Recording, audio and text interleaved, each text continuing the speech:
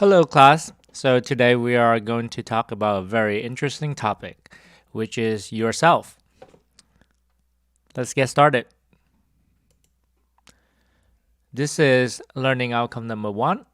Please take a few seconds to read it.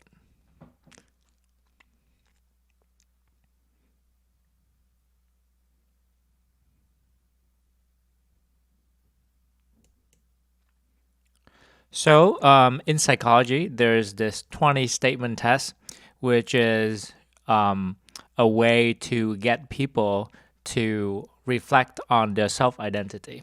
So, when we want to study how people view themselves, we'll ask them to list 20 statements about themselves. Start with I am, blah, blah, blah. So, for example, um, what I would do is I would say I am a Vietnamese. I'm a son of my parents. I'm a scientist. I'm spiritual and I value kindness. I'm a good home cook and I love cooking. I'm a Tar Heel fan. I'm a movie buff. I'm into movie. I like social dancing, which is kind of hard to do currently. But so these are all the example of how I view myself and different facet and aspect of myself. And I would like you guys to give it a try. Write 20 statement about yourself. It will be really a really interesting opportunity to sort of like reflect on how you think about yourself, how you think about your identity, in relating to yourself and related to other people. Um, so after you do that, right, I would like you kind of think about whether your identity is static, or the multiple identities are static, whether they change over time or they just stay the same, and whether you have any control over it. For me, I think that I would have a lot of control over what my identities are. Some part is uncontrollable. For example, where I'm from, which family I belong to, but others are cultivated by my actions, right? By me, for example, my interest in cooking is really cultivated by me making dinners, a lot of dinners for other people, and I love to cook for other people's. Um, right, my identities as a person who likes social dancing is is created by my taking actions to take dance lesson and go to social events. So think about how these would apply to yourself.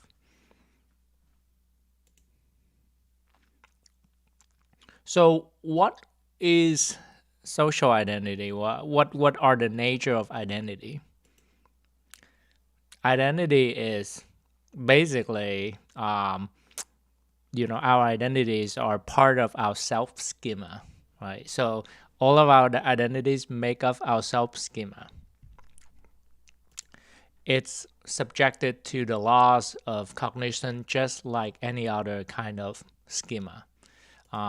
Some identities are more accessible to you. Some information about yourself is more accessible to you than others. Um, they activate it automatically when you think about yourself. Some of the information about yourself would kind of get this spreading activations when something related to you is mentioned, and then it's spread to other thoughts that are about yourself. It's automatically activated. And your self schema change over time through the process of accommodations and assimilations. If you remember what is accommodation and what is assimilations, so accommodations, you changing your self schema to fit in new information, right? And assimilation is you changing the information to kind of fit in your self schema. So for example, right, if I wasn't into a movie before and I start to watch a lot of movies, I might change my self schema to to kind of think about movie buff as one of my identity. But if I always think about myself as a movie lover, and then I watch another new movie, it basically just reinforcing my self schema. I'm just assimilating new information into my self identity. I'm not changing any of my self identity fundamentally. So there's this really interesting effect called self-reference effect. It basically means that people tend to better remember information when that information has been linked to the self than when it has not been linked to the self. For example, in a study, the researcher has shown that when they show people a list of kind of like random words, they assign participants into two different groups. One group, they ask participants about the property of the word, like this word looks good, what might it mean? And the other group, the participant was asked whether these words describe themselves. And so basically, the informations that we have to that we think are relevant to ourselves is processed in a different way. And so the people who were asked to kind of think about how these words describe themselves or not describing themselves have better memory of this word. Right. So here's a message for you. If you want to learn an informations better and remember it better, find a way to see whether that information is relevant to you or apply to you in any way. So our view of self, how we view ourselves, can be simple, undifferentiated, or it can be complex, differentiated. So by complex, I mean that you have different aspects of your self-identity. You're wearing a lot of hats. You don't define yourself by just one area of your life. For example, I kind of see myself as having multiple facets. Like I like dancing. I see myself as a professor, a scientist, a spiritual person, a movie buff, a home cook, someone's from Vietnam, etc. So again, complex view of self mean that you don't define yourself by just one area in your life. Differentiated view of self mean that refer to the extent to which the person make distinctions about among these different features, these different facets of self-identity. So it's the extent to which you distinguish these different facets, right? So when you have a low differentiation or undifferentiated view of yourself, it means that a life event that directly impact on one of the self-identity will have a relatively broad impact on yourself as a whole. And so this can cause stronger emotional reactions, whether positive or negative. So, for example, if you have a low differentiated self, right, and you think of yourself as like student, and student is one of your central identity, and it's kind of it's undifferentiated from other part of yourself. Being successful or failing as a student really have a big impact on how you view yourself. Then being successful will create a lot of positive emotions, but even more and being sort of like failing an exam or not doing well would create more of a negative emotions. So having a differentiated view of self has a lot of benefit. They find that people who have differentiated, complex view of themselves have lower stress and illness. They have greater tolerance for like frustrations, if facing setback in one avenue, and they have they have more positive reactions and less negative reactions to setback. And so what is the reason for this?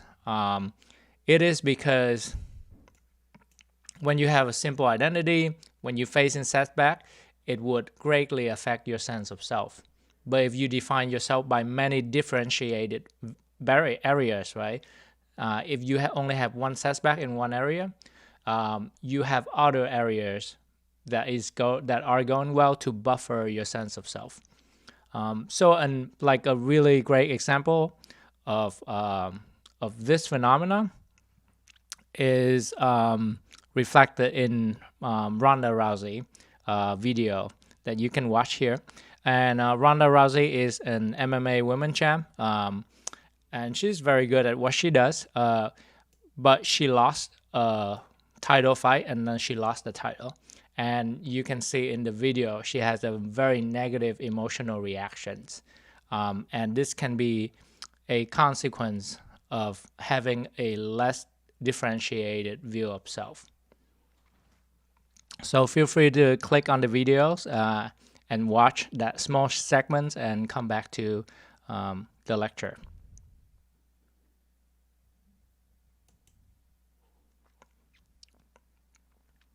All right, so in relationship to our discussion on self-identity and social identities, this is your essay option number 1.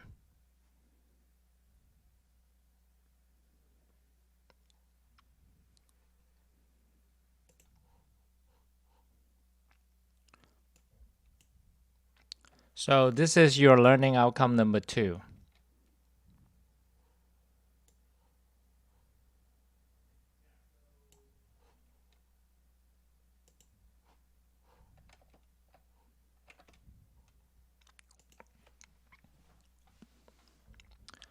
So one way that we get knowledge and understanding of ourselves is through our own behavior. Right? So self-perception theory, the gist of this theory is that behavior informs attitudes, especially when you don't have a previously strong attitudes about something. So the caveat of this theory is that when you have a strong attitudes about something, then it's harder to change those attitudes by just changing behavior alone. So the evidence in support of this self-perception theories is supported by a seminal study by Wells and Petty in 1980, and then another study by Strack in 1988. So in Wells and Petty's study, the researcher have undergraduate students come into the lab, and these students were told that they're gonna pilot some headphones, so they're gonna test out some headphones, and so they were asked to listen to some information, and these students were randomly assigned to 3 different conditions. Right, so this is a one-way experimental design with 3 conditions. In one group, students just listen to the information without having to do anything. So this is the control group. In the second group, people would test. Students were asked to test the quality of the headphones by shaking their head left and right, so back and forth, to see if the headphone fall off or to see if the quality of the sound change. In the third group, people would shake their head up and down. Also, they were told that this is gonna help them test the audio quality. But as you know, psychologists don't always tell you exactly why you do something. And so the people or the students in the second and third group, in the second group, It's basically a manipulations of um, students simulating the actions of disagreeing by shaking their head left and right or back and forth. And then the third group would simulate the actions of knocking your head up and down, kind of indicating agreement. But these students weren't aware of that. So after listen to some information which are persuasive messages, the student fill out a scale to see if they agree with the message. And these are the same exact messages, you know, told to them in both three conditions that they listen using the headphone. So the students who shake their head left and right indicate less agreement with the messages compared to the control conditions. And the students in the shaking their head up and down, they indicate more agreement with the message than the control conditions.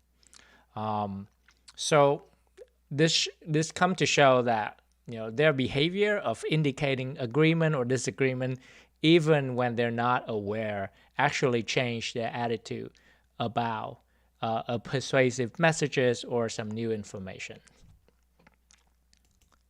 Another example is by Strack study in 1988. The researcher have participants read a comic strip in this study.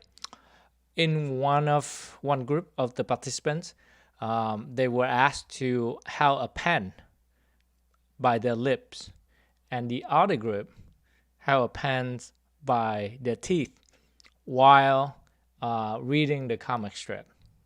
Right, so if you have a pen by your side, you can try this at home. So you can hold the pen by your lips. How do you feel?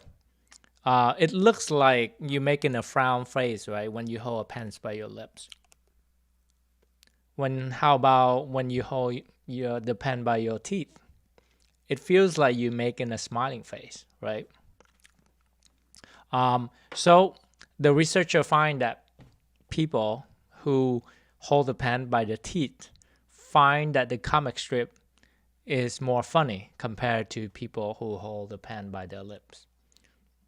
Again, this behavior, even when it's outside of people awareness, inform attitude. So what is the take-home message here? It is behavior shapes your attitude. If you want to adopt a new identity or you want to change your attitude, you can try to change your behavior. You can take on the behavior at first, and then your attitude and your identity will gradually change to sort of like catch up with your new behavior. Vice versa, be careful not to mindlessly do something, especially repeatedly, because it might make you take on attitude and identity you don't want.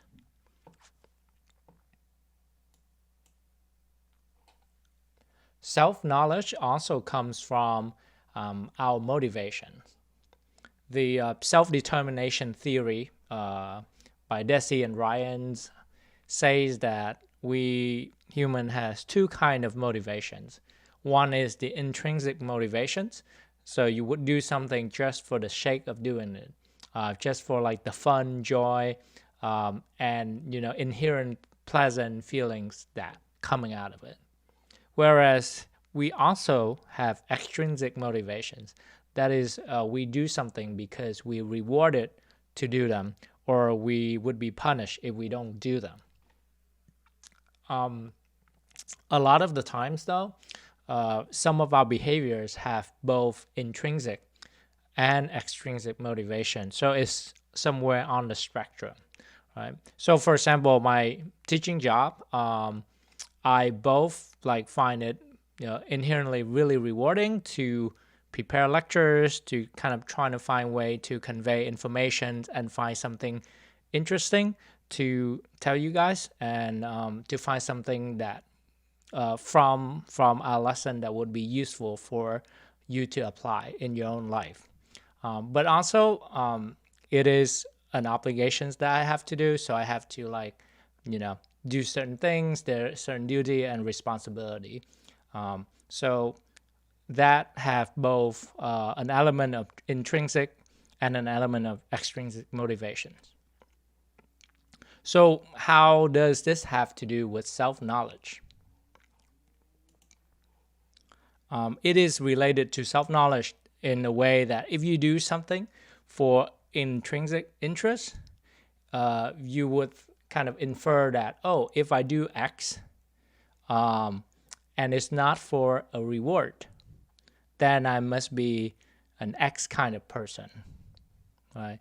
If I, let's say, cook just for the sake of cooking, and it's not because somebody complimented my cooking, then I must really like cooking.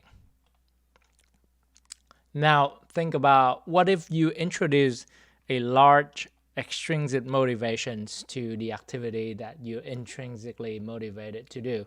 For example, if you're really good at sport or, good at, I don't know, creating art, and then somebody start paying you a lot of money to do what you love to do, what effect would that does? Do you think it's going to increase your performance and creativity? Researchers typically show that adding extrinsic motivations could, in a lot of situations, backfire. Right? So there's this effect called the over-justification effect, or sometimes it's also called the undermining effect. It means that when you introduce an extrinsic motivations, it reduces the intrinsic motivations over time. So if you have an extrinsic motivations consistently, it will decreases intrinsic motivations. And when the extrinsic motivation is taken away, then the person is likely to kind of stop the behavior. So this has been shown in a lot of study. In one study by Lepper, Green, and Nisbet, the researchers study children, and then they teach the children an activity called finger painting, right? And again, they divided the children randomly into two different groups of children. In the first group of children, they just teach them to paint their finger.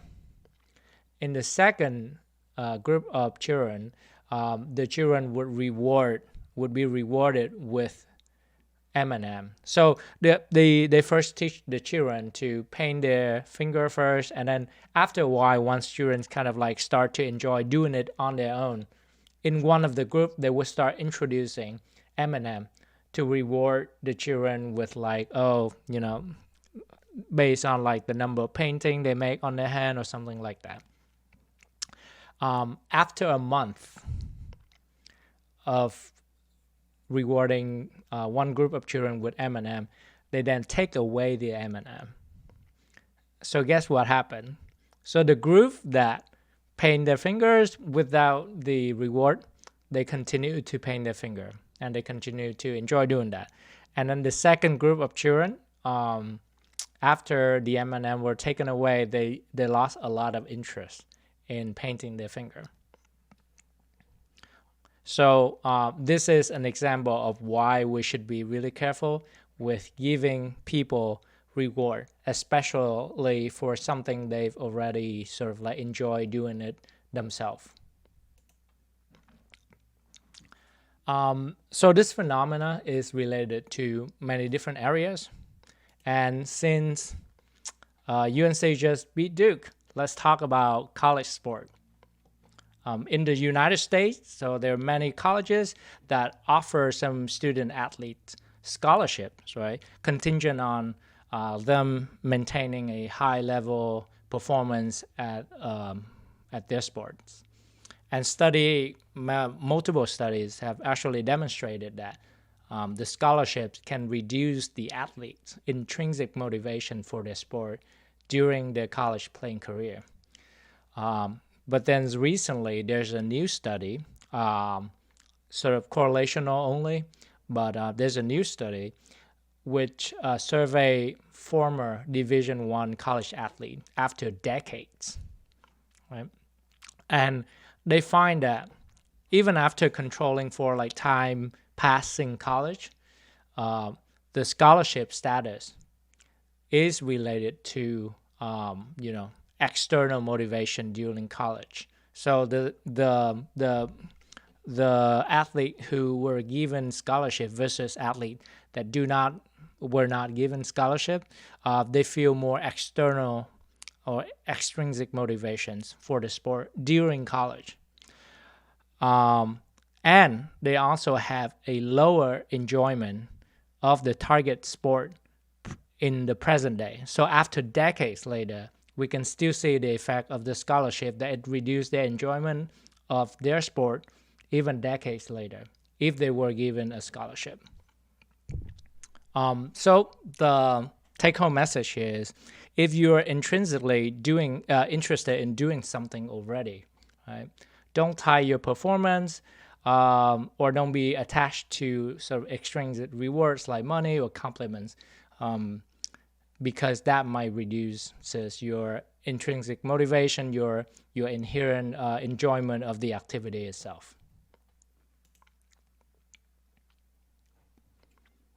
So another way that you can get knowledge, besides relying on your feelings about motivations, is to compare yourself to other people. So one way we evaluate ourselves is compare ourselves to sort of like absolute standard or general rules or norm of the society, right? So for example, like let's say like if you're in a class, an A is like the highest grades that you can have, then a B is lower. So those are more like absolute standard, right? But when you're lacking in these informations, then we would typically compare ourselves with relevant others. For example, let's say I want to know how good I am of a cook. I don't compare myself to Gordon Ramsay, who is a celebrity chef, but I would compare myself to like my peers or my roommates to see like how good of a cook I am. And so there's two ways for me to compare myself to other people. I can compare myself to somebody who's better than me, or I compare myself to somebody who's worse than me. So I try out racquetball a little while ago when I was like in college during one of the summer. All right, so I could so the consequences of me comparing myself to someone better than me is I probably feel like slightly worse, or if they're a lot better than me, then I feel like a lot worse. But the upside is I might try harder to become a better player. If I compare myself to somebody who plays racquetball worse than me, like a beginner, then typically it would actually improve my mood and protect my self-esteem. So downward social comparison serve a very important functions to protecting your people's self-esteem. And but the consequence of comparing yourself to other people is not very straightforward, especially for upward comparisons. For example, the consequence of upward comparisons depends on self-efficacy. Right? So if you have a high sense of self-efficacy, and we're gonna talk more about self-efficacy, but basically it's your confidence in your ability and skills to complete certain tasks in a certain domain. For example, if you have high self-efficacy in psychology, you would be confident that you do well in psychology, in the domain of psychology. So if I have high self-efficacy in playing racquetball, and which means I'm confident in my ability to maybe learn or play better. Then when I compare myself to somebody who's better than I am, I might be motivated to try harder. And that would lead to an improvement in my performance and help me create a stronger identity.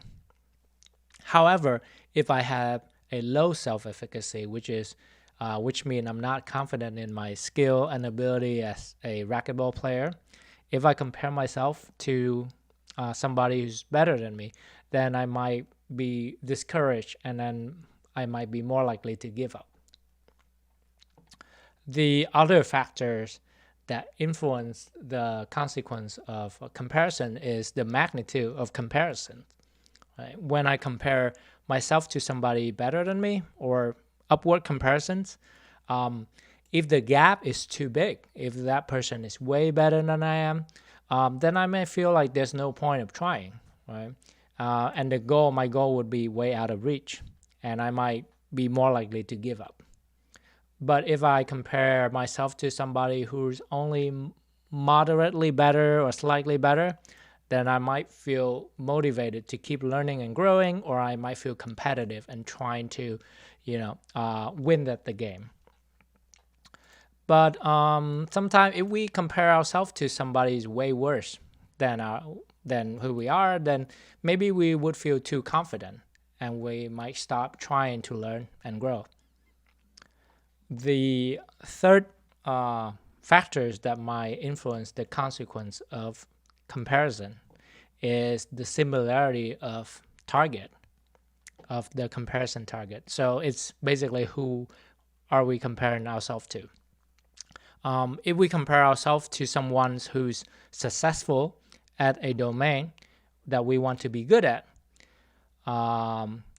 we would be more motivated and inspired to continue to try and learn in this domain if we feel that this person comes from like a similar background to us and they're similar to who we were or we are, right? Why? Because we can see ourselves in them. So we might think to ourselves that, this person used to be like me. And so it's possible for me to become like them one day if I can keep putting in the effort.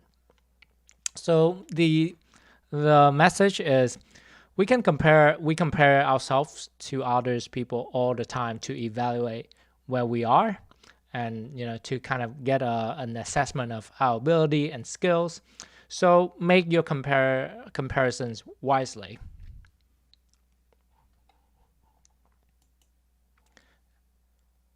And with the discussion about self-perception theories and self-knowledge, this is our forum essay options number 2. Feel free to pause the videos to read and then restart when you're ready.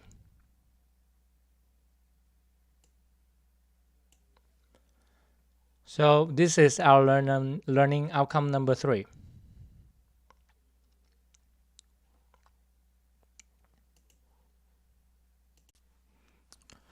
So let's talk about self-esteem. What does self-esteem mean?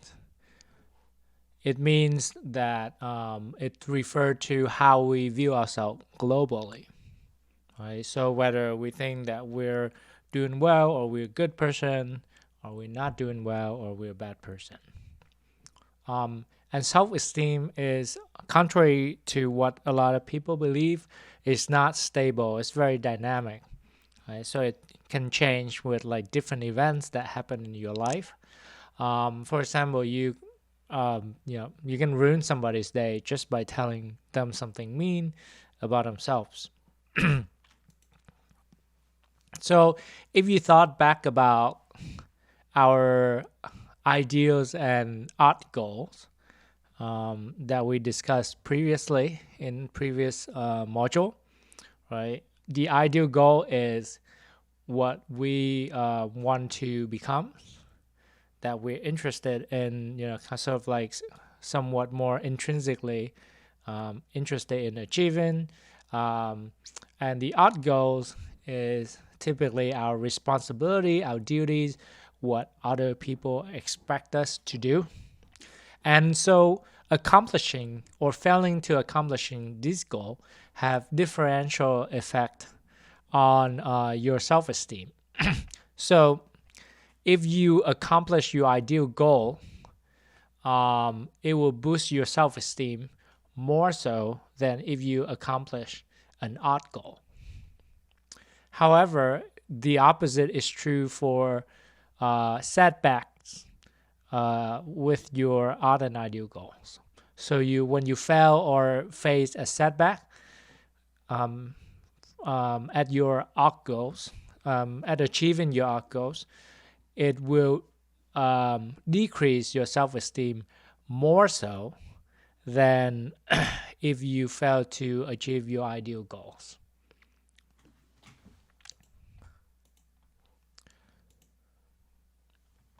And so the level of your self-esteem would sort of activate disparate cognitive biases. So how you feel about yourself in general will sort of bias your cognition in different way. So when your self-esteem is high, you would tend to interpret events in a self-bolstering way.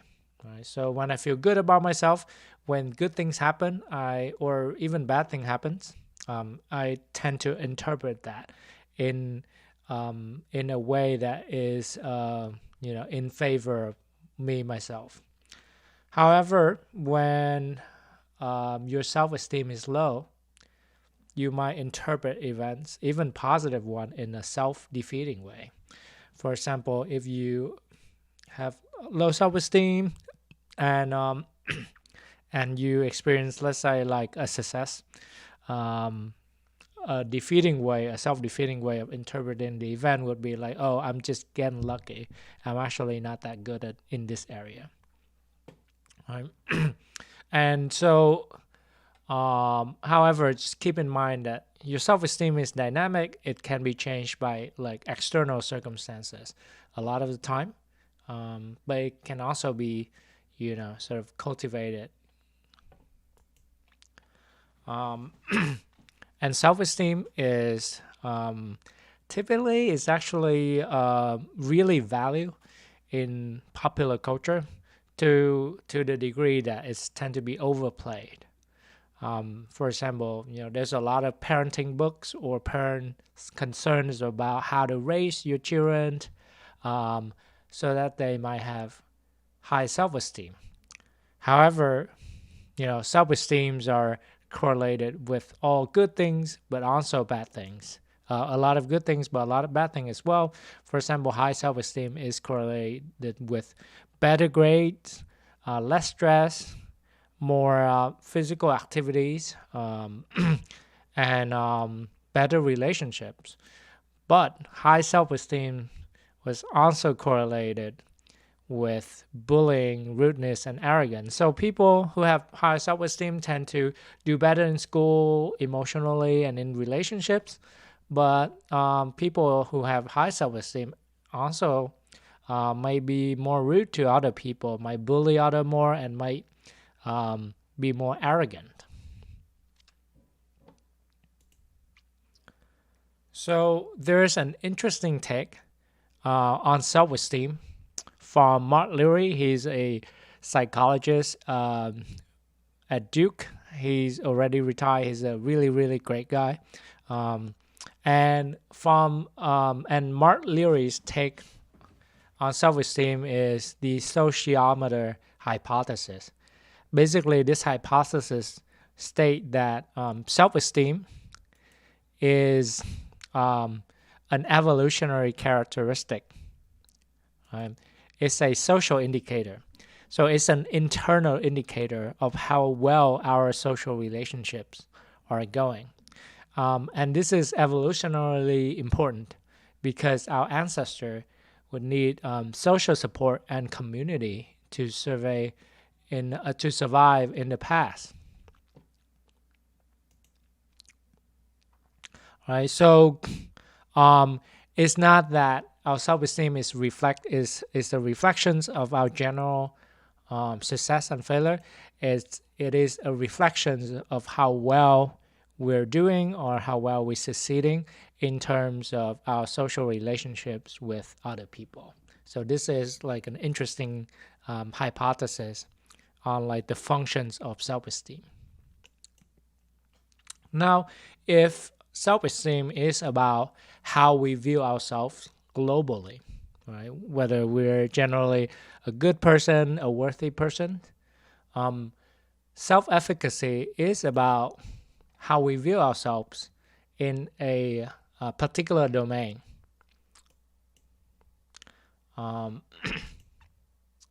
And it basically answers the questions: are we capable of successfully accomplishing tasks in a particular domain? And self-efficacy is really important in goal pursuit because it affects our likelihood of adopting a goal, and our persistence in pursuing that goal, because we only adopt a goal and we only stay the course to pursue the goal despite setbacks when we believe that we can achieve the goal.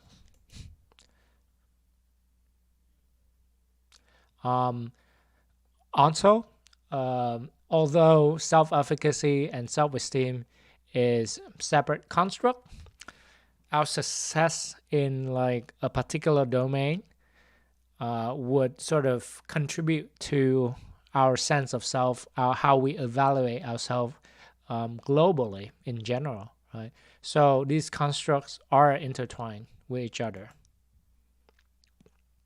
So an example of, a person with like high self-efficacy, an example of how self-efficacy can be domain specific is let's say a professor who has a master and PhD, and he's certainly very accomplished and very capable, have very high self-efficacy in his field. However, he might have low self-efficacy in other domains, for example, like technology.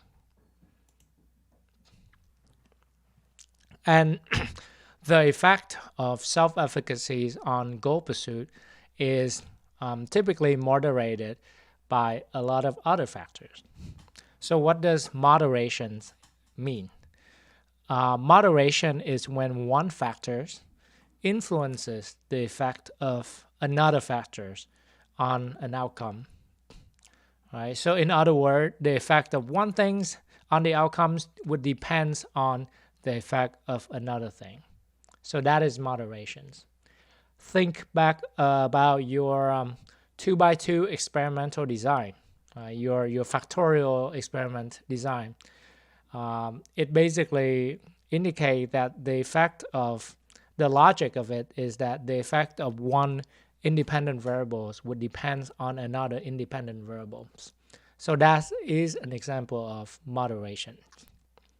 And so the effect of self-esteem on goal pursuit is moderated or depends on some factors such as upward social comparison. Right? So upward social comparison sort of like magnify the effect of self-efficacy. So when you are high in self-efficacy and you compare yourself to someone who's more skilled or more capable than you, you might view that as a challenge. So you would feel you would experience even greater persistence to pursue the goal compared to if you has not made the comparisons. And the opposite is true if you have low self-efficacy and then you compare yourself to someone who's better than you. In this case, right, the upward social comparisons combined with low self-esteem would make your comparisons feel like a threat to yourself. So you're more likely to give up, to persist less on pursuing your goal because it feels like a threat to your self-esteem. to how good you feel about yourself. So you would even have lower persistence compared to when you had not made the upward social comparison. All right, so just a quick retrieval practice. On the right side, brain dump whatever you can recall about self-esteem. And then on the left side, brain dump whatever you can remember about self-efficacy. So this is a practice to sort of like help you encode the knowledge about these two sort of similar and related but distinct constructs. When you're ready to move on, pause the video now, and when you're ready to move on, unpause it. This is learning outcome number 4.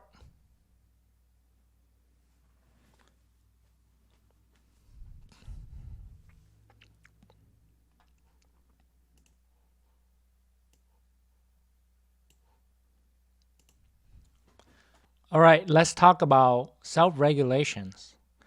I find this a very interesting topic. So self-regulations refer to your ability to control or regulate your emotions and behavior. So it involves, activities of inhibiting your habits, desire, temptations to pursue important goals.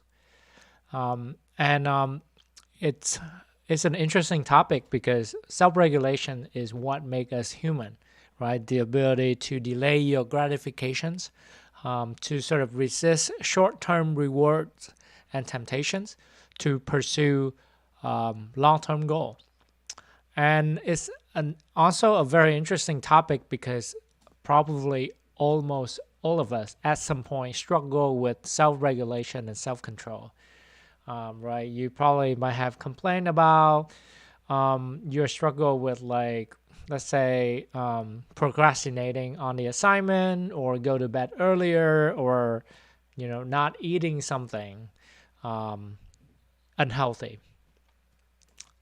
And so there's a series of studies on self-controls with the marshmallow test that you might have heard of in your Psych 101 class. So what does the marshmallow test do? It basically, in this series of studies, the researchers, who's Walter Mistral, would have children, little children from like 3 to 5 or older, coming into the lab, and these children would be presented with a marshmallow, and then they would be given a choice of eating that marshmallow now, or wait for the experimenter who will leave the room, wait for the experimenter to come back, and if they haven't eaten the marshmallow, they're gonna get 2 marshmallows. So it's an example of children having to delay their gratification of an immediate reward for a bigger reward later on. So first, I would like you guys to watch the video. The link is in the presentation slide. And while you're watching it, identify what strategies were used by some of the kids to not eat the marshmallow. And feel free to pause this video and watch that video, and then come back when you're ready. But let's move on. The more interesting thing is these researchers would track, would follow these children for 12 or more, for 12 years or longer, and sort of take an assessment of how well these children are doing in life when they grow up. And they find just like astonishing associations between how well these children delay their gratifications and their achievement later on in life. So children who delay their gratifications by not eating the marshmallow immediately tend to have higher SAT score. They're more well liked by peer. They have lower body mass index, more likely to go to college, handle stress more productively, less behavioral problems, less criminality. So it's appear that self-control or self-regulations are associated with all of these outcomes, with like positive outcomes.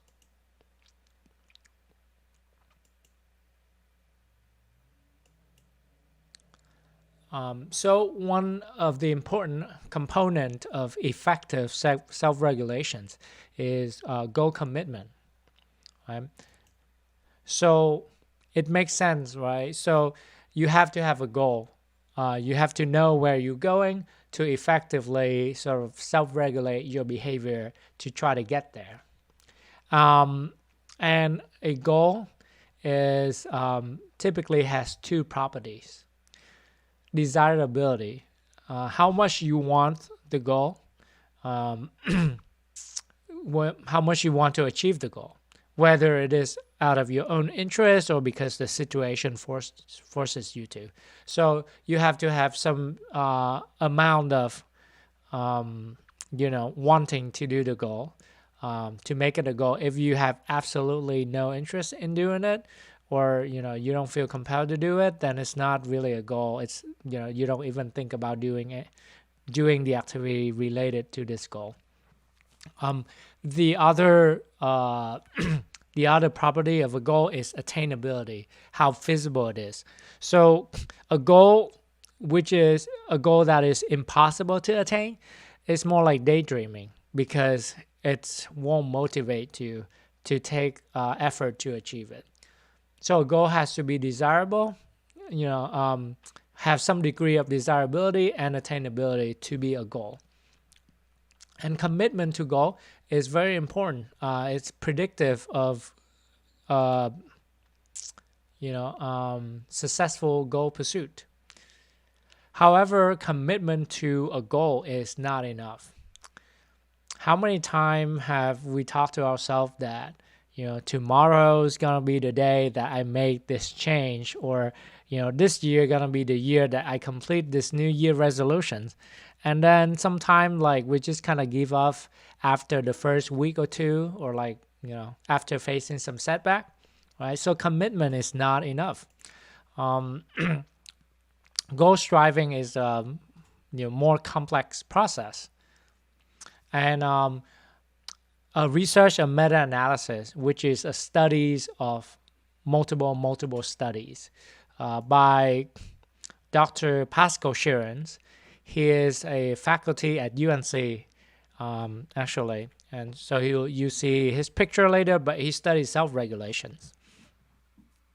And what he finds is that even when people have strong intention to achieve the goal, to do something, they only achieve the goal in about 50% of the time, right? So even if you're committed to doing it, you only successfully, on average, to achieve the goal 50% of the time.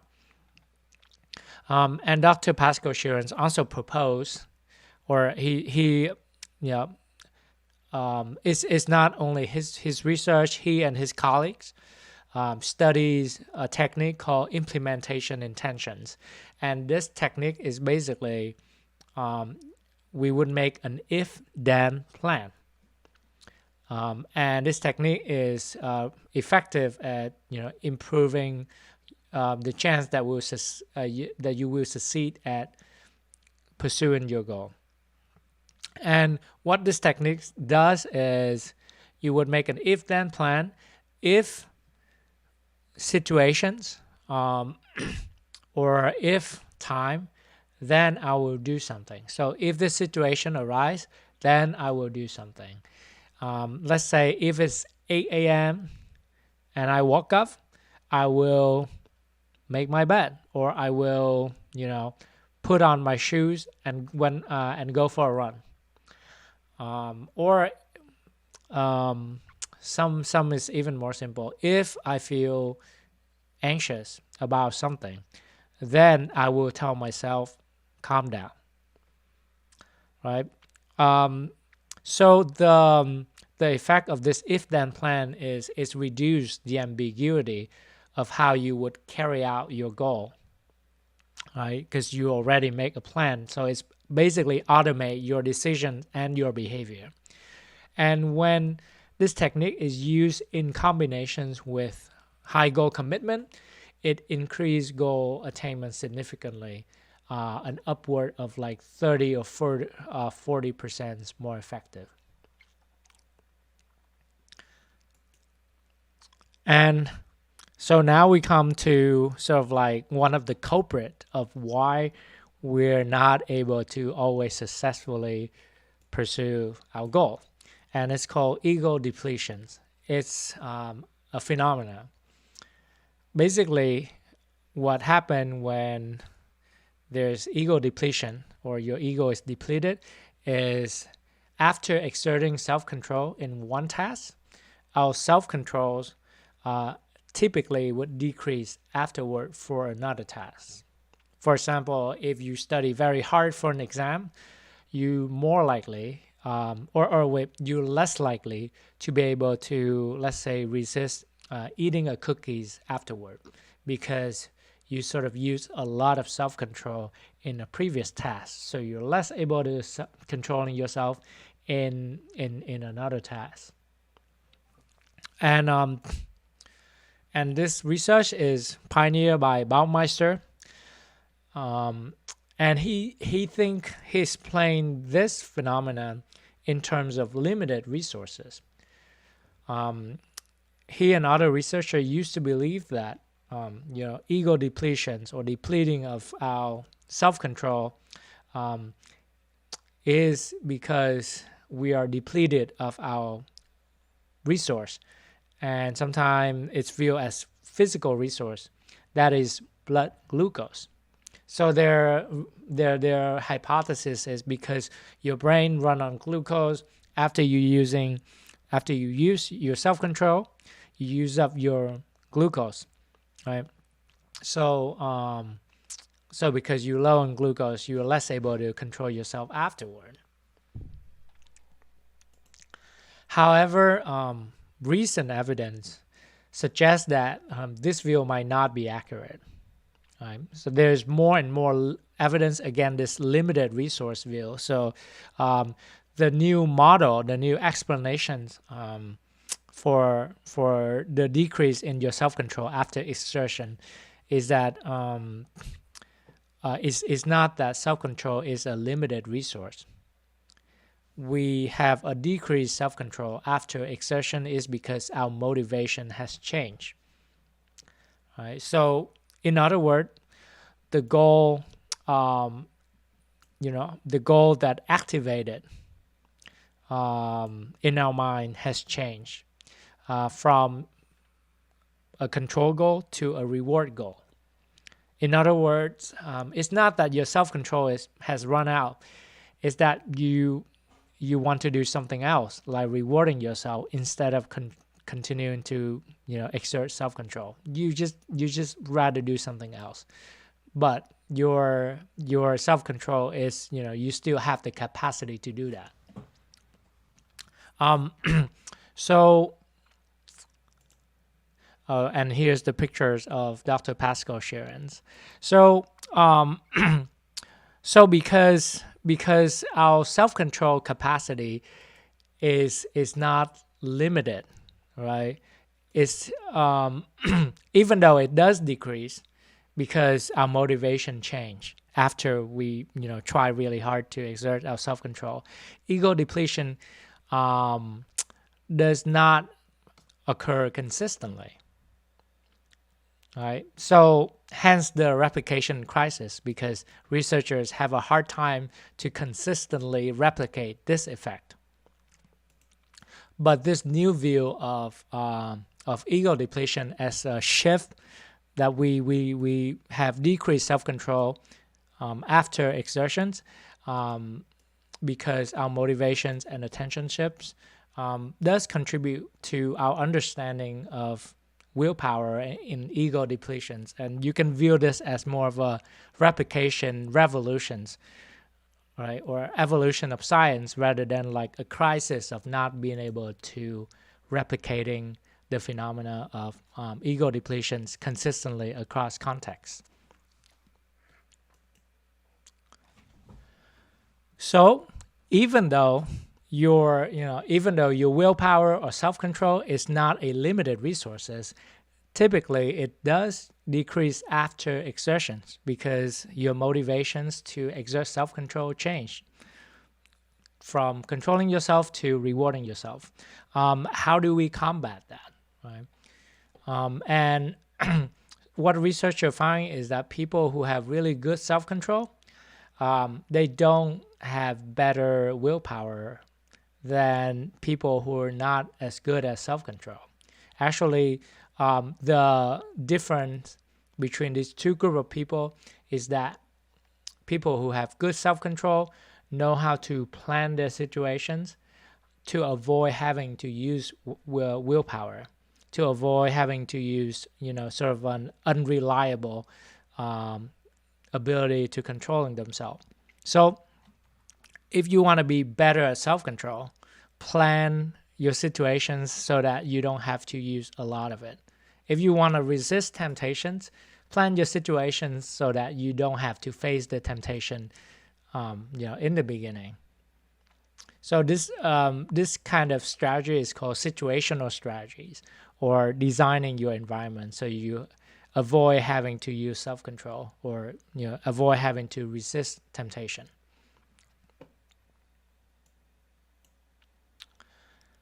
This is our learning outcome number 5.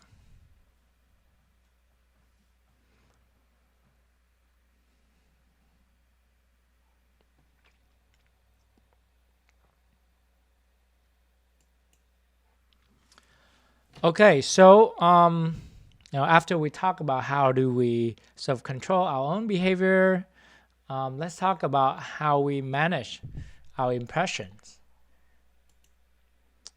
So there's a lot of research on how do people present themselves to others. So self-presentations is defined as, the regulations of your appearance and behavior to gain social status.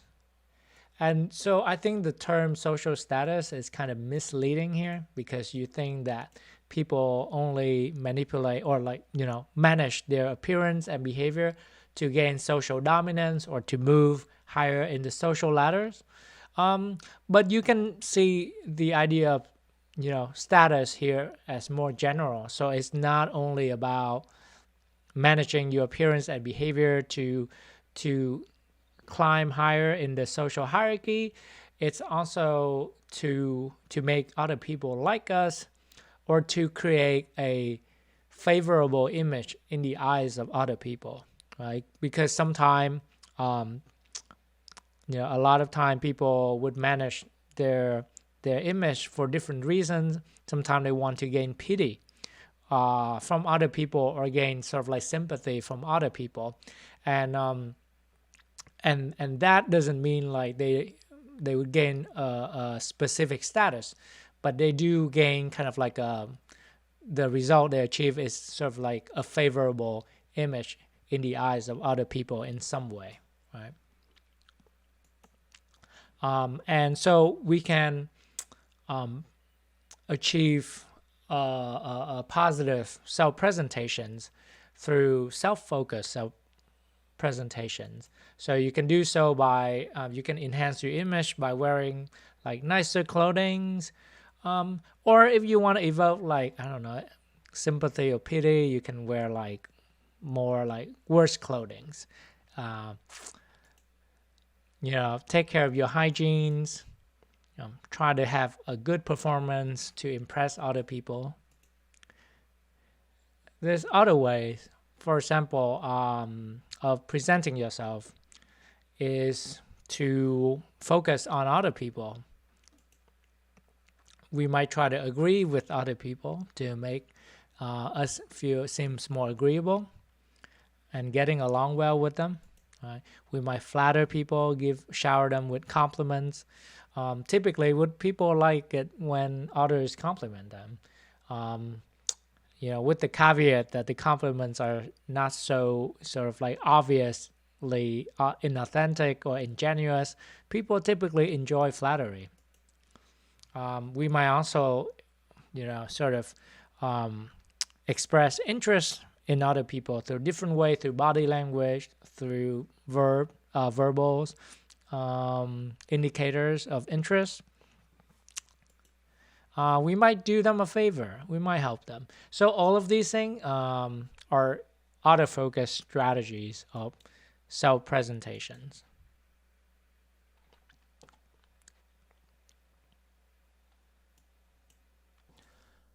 Let's talk about a research study. And so the researchers in this research study are interested in finding out whether people have different self-presentation strategies in their interactions with same race others or with another persons of a different race. And so in the study, the researcher trying to sort of simulate natural conversations. Right? So they have participants coming into the lab. The participants are told that they are going to sort of answer some questions about themselves and record the videos and send it to another participant, right? And the other participants also does the same thing. So it would go like this, right? So I would come into the lab. I would be told that I'm going to answer some questions and then somebody else going to see my videos. But also, I will see that person's video first. And this happened after like each question. So it's not like a big video. I would send over like multiple video. So I would get the other person respond first, and then I would send them my response through videos. So it's kind of a way to simulate a natural conversations, but at the same time, it sort of keep the environment consistent, because the video I'm going to receive from the other students is actually from a research assistant, a confederate. So the videos I'm gonna receive is pre-recorded, right? Okay, so now that we know kind of like the methodology of how these researchers simulate natural conversations, now here is the manipulations. Half of the participants, so our first independent variable is diet composition. So half of the participants will be given videos from a same sex, from a person of the same gender as they are. But half of them will get a video from someone of the same race. And half of them will interact with somebody from a different race. So the first IV will have two levels, same race and interracial. The second independent variable is that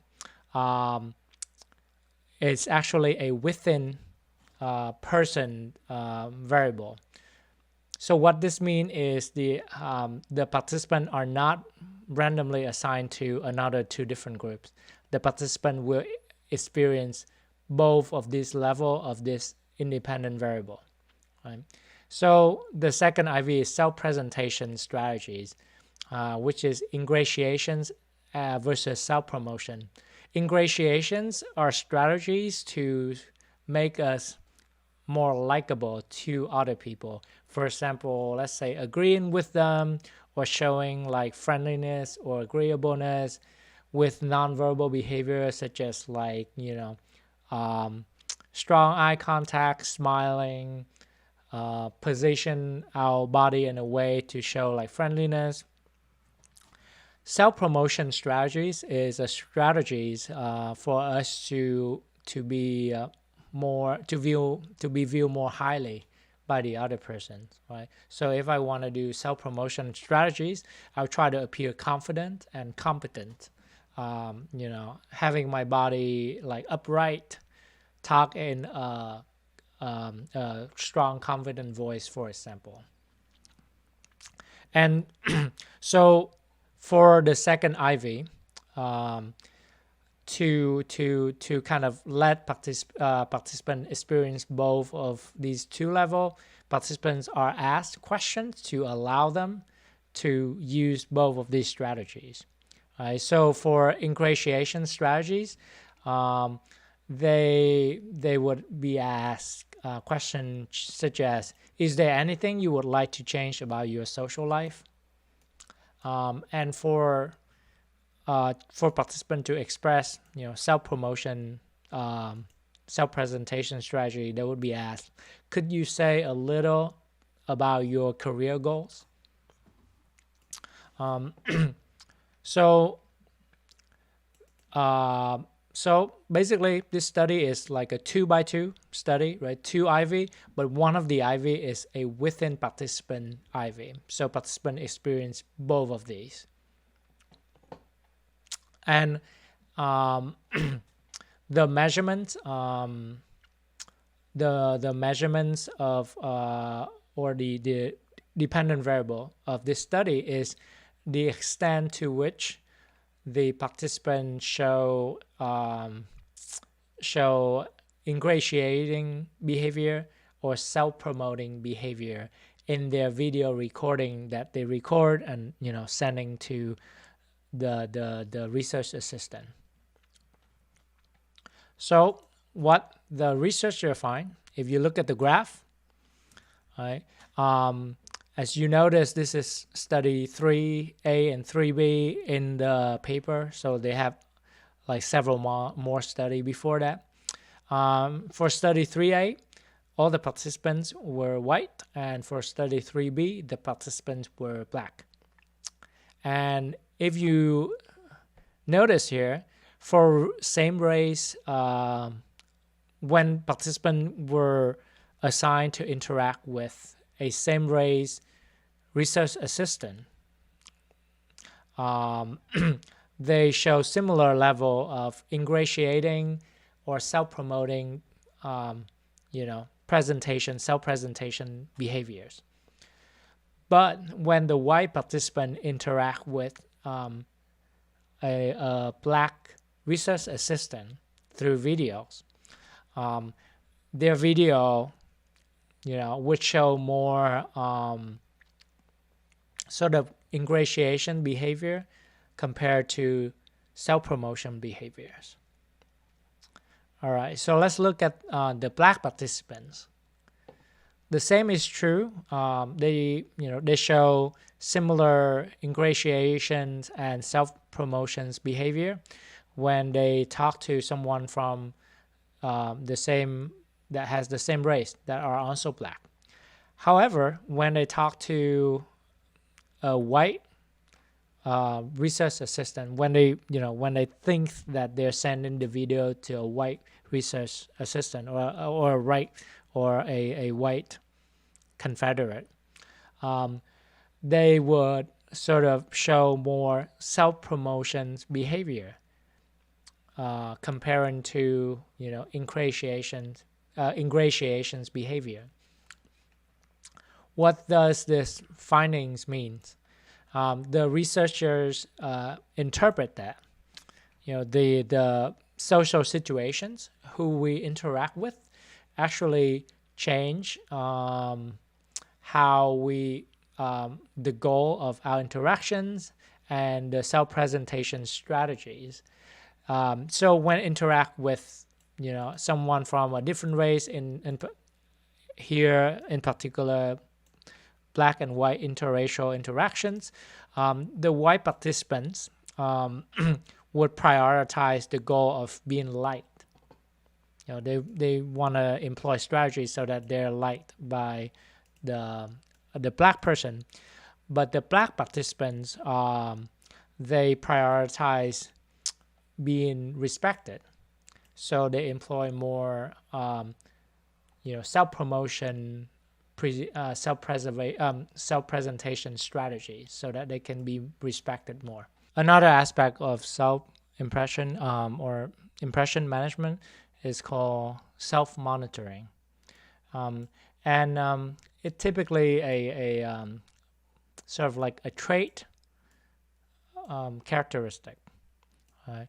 Um, and it's the tendencies to sort of change your belief and behaviors to match social norms and situation.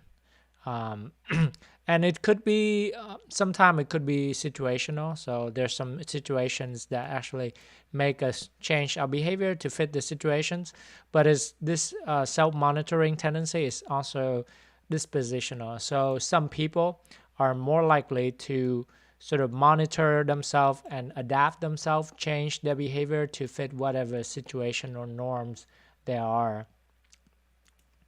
um, so for example, a high self-monitor persons, you might imagine is kind of like a social chameleon, right?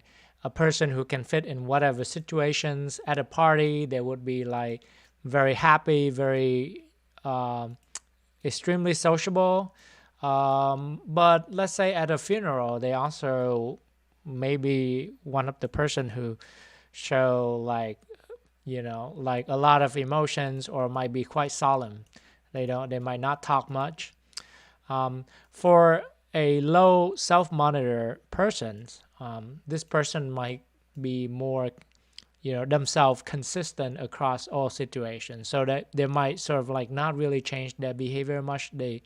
You might recognize them immediately, that they're just behaving the same across different situations. So an interesting question is whether it's this self-monitoring tendency is due to motivations or due to ability. And researchers find that it's both. So a person has to be motivated to adapt their behavior to fit different situations. And also they need to have the ability to recognize the social situations, the nonverbal cues from other people to adjust their behavior to fit in. So an example of like high versus low self-monitoring. So imagine these two persons with high or low tendency to self-monitor. This is their typical clothing. They tend to dress casual, and then these two people or students are invited to sort of like a wine and cheese social mixing event. So it might be like their first time participating in the event. So it's not your typical party, right? It's kind of like a fancier party.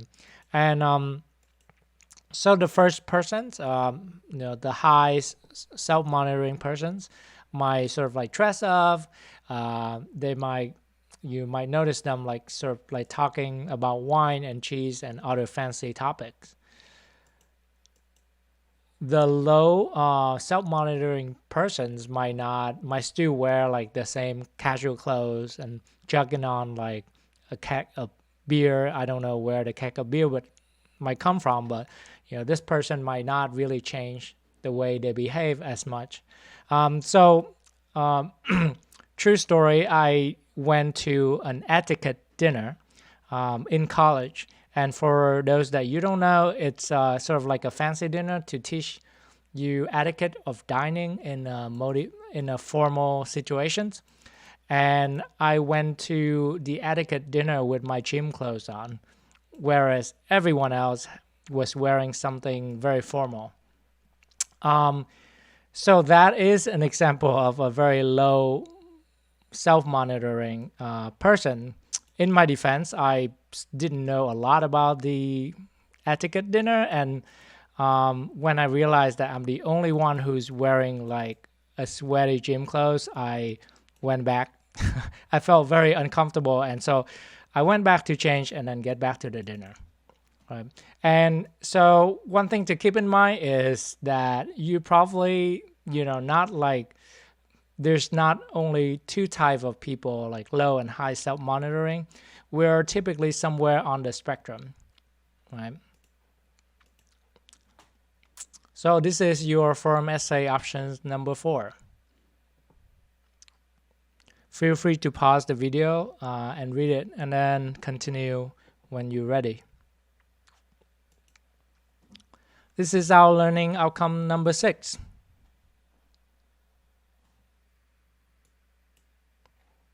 Right. So moving on from self-monitoring. Self-monitoring does require some amount of self-awareness. Right. So what is self-awareness?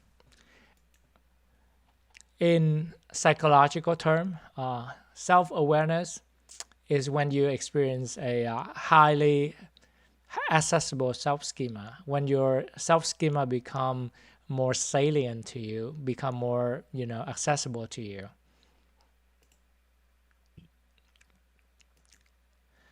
And so researchers, one way to make people more self-aware of themselves is by putting a mirror in front of them. Right? So when people see themselves in the mirror, it makes their self-schema more accessible to them. And people tend to also have high self-awareness when they are subjected to evaluations, whether they have to perform in front of others, like playing a sport in front of a big audience, when you go to like an interview, when you talk to an attractive other person. So you might notice that. So here, so here's some pictures, right? When we look at ourselves in the mirror, when playing sport in front of like an audience, when we interact with an attractive others, and you might notice when people interact with an attractive others, they might fix their hair more, or trying to position themselves like slightly differently, like sort of like toss and turn a little bit, to try to make like a good impressions to the other persons. So we are like hyper aware of ourselves when we're in this situation.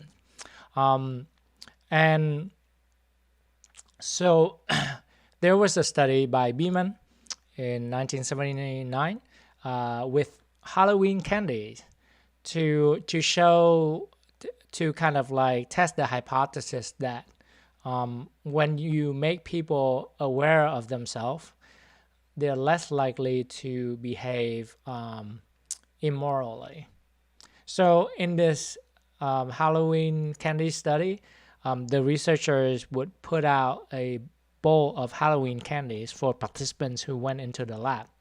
And in one conditions, they would put a mirror like right next to the Halloween candy bowl so that participants can see themselves in there. And in the other condition, there's no mirror. And for both conditions, there's a little note right next to the bowl of candy asking participants to only take one candy. And so the findings show that the conditions that have a mirror, in that condition, participants take fewer candies compared to the other conditions.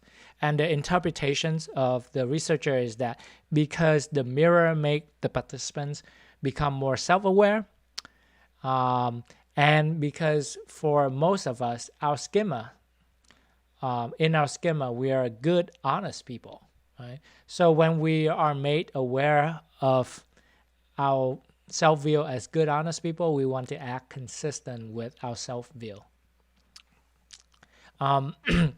There's an effect called the spotlight effect, and it is the exaggeration, the perceptions that people are sort of like looking at you, and it make you feel hyper self-aware. And teenagers and like people with social anxieties have typically experienced this spotlight effect, right? And the downside of it is too much self-awareness would create anxiety, would reduce your performance. So the next time you feel sort of like self-conscious, you worry, what other people might think about you, might think about how you look, you might be doing something wrong, just remember the spotlight effect. It's a cognitive bias that make us have, sort of exaggerating how much other people are paying attention. The chance are people are not paying that close attention to us. So having this knowledge might help you to sort of like manage any social anxiety you might experience in the future. All right, so that's it for our module.